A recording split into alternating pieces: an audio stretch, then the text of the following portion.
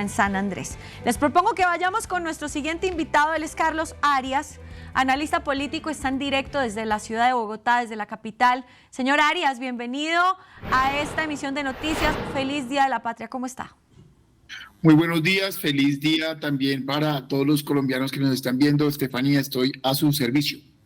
Bueno, empecemos a analizar, porque va a estar de alquilar balcón definitivamente esta elección del Senado y Cámara. ¿Por qué se demoraron tanto en revelar los nombres que igual aún no se sabe bien quiénes son los que están aspirando a estas dos importantes presidencias en el Congreso?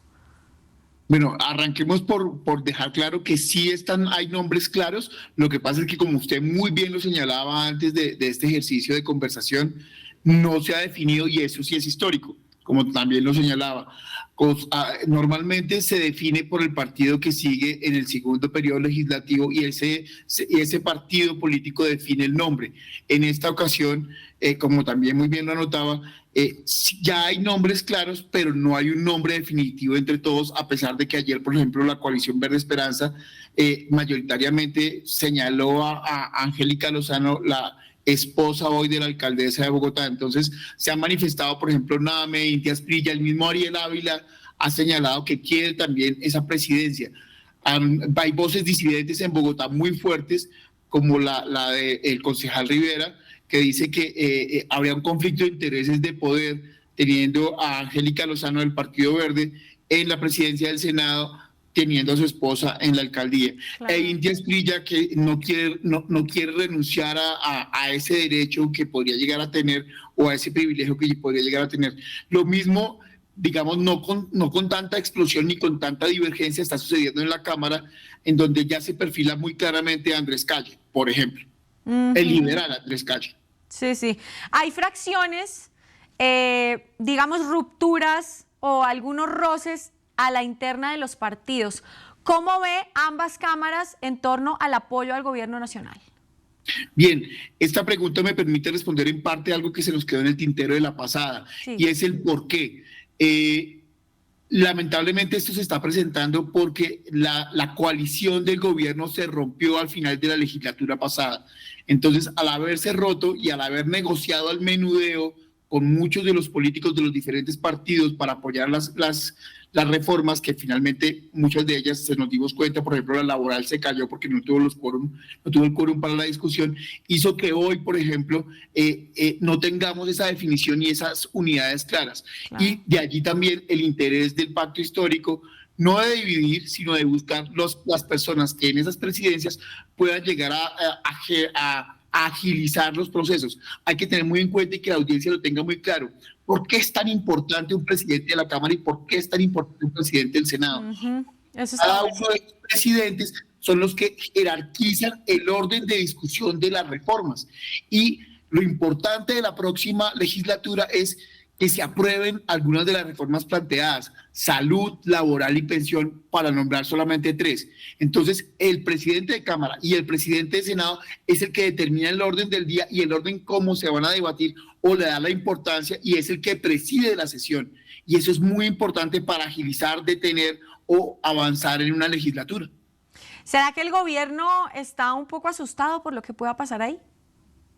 Claro, y no es para menos. Cualquier tipo de gobierno que tenga, digamos, una apuesta política como la que tiene el pacto histórico, o la que debería tener cualquier tipo de gobierno, debe tenerle mucha importancia a la elección de cómo se eligen hoy las presidencias de Cámara y Senado, porque de allí depende no solamente del Ejecutivo, sino que de allí depende que sus reformas finalmente sean aprobadas y que rápidamente empiecen a ser ejecutadas. Y eso tiene una repercusión muy fuerte en este año. ¿Por qué? Porque es un año electoral. Claro. Entonces, si el ciudadano de a pie no evidencia que las reformas del cambio prometido se están avanzando, seguramente va a preferir otro tipo de candidatos que, entre comillas, le prometa ese cambio, o le prometa transformaciones, o que finalmente le evidencie que ese cambio prometido no se dio. Eso, Carlos, que tú estás diciendo aquí es muy importante porque en algunas encuestas hemos podido ver y en general algunas opiniones, obviamente está muy dividida la opinión, pero mucha gente tiene la sensación de que las cosas que ha prometido el gobierno y que prometió en campaña no se han cumplido. ¿Por qué? Porque la ejecución es mucho más difícil que decirlo en palabras. Ahora, en Cámara de Representantes, ahí pudimos ver que, por ejemplo, la Comisión Séptima es clave para el gobierno y fue clave para el gobierno en el periodo pasado. ¿Cómo estamos en la Cámara de Representantes? ¿Hacia dónde tenemos que mirar en la presidencia de la Cámara Baja? Mire, en la Cámara Baja, pues, que lanzas muchas preguntas y muy interesantes, sobre todo para la audiencia. Lo primero, es muy importante lo que acabas de decir, porque sí hay una percepción de los colombianos en que no se están cumpliendo, y ahí puede darse un giro narrativo por parte del gobierno en el que puede llegar a decir, miren, yo intenté proponer todas las reformas, yo hice todo lo posible, yo propuse todo lo que les dije que les había prometido que iba a cumplir, pero fue el Congreso el que no me dejó. Claro. Eso no es tan cierto, ¿no? Porque uno no puede, y ahí empieza el grave error quizá del gobierno nacional en estos 4 años, y es tantas reformas en tan poco tiempo son muy difíciles de aprobar, no solamente por lo neurálgico de los temas que se van a discutir, que necesitan mucha discusión y mucho debate, sino porque son muchas reformas al mismo tiempo. Entonces no es necesariamente culpa del Congreso que las reformas no pasen, y eso es muy importante que lo tenga muy clara la audiencia. Porque Pues entonces como dice el dicho, el que mucho abarca poco aprieta. Tal cual, es porque entonces el gobierno le termina echando la culpa al Congreso de por qué no se aprobaron. Ahora sí, la última pregunta. Eso fueron 5 en una, de una vez, el paquete. Hay un acuerdo relativo hoy entre ciertos sectores del Partido Liberal con el pacto histórico.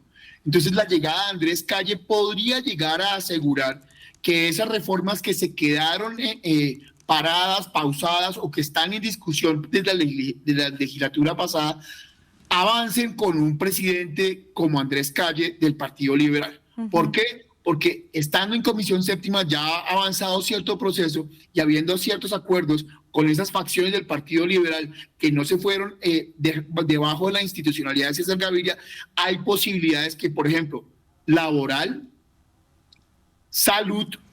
pensional y salud avancen y que una nueva presentación de la reforma laboral se dé. Bueno, pues muchísimas gracias, señor Carlos Arias. Pregunta 5 en 1, siempre a la orden. Aquí estamos en DNews desde Colombia. Feliz Día Patrio y muchas gracias por este análisis. Muchísimas gracias a ustedes y esperemos que los colombianos cada vez estemos más pendientes de este tipo de situaciones que nos convergen a todos. Bueno, muchas gracias por haber estado con nosotros.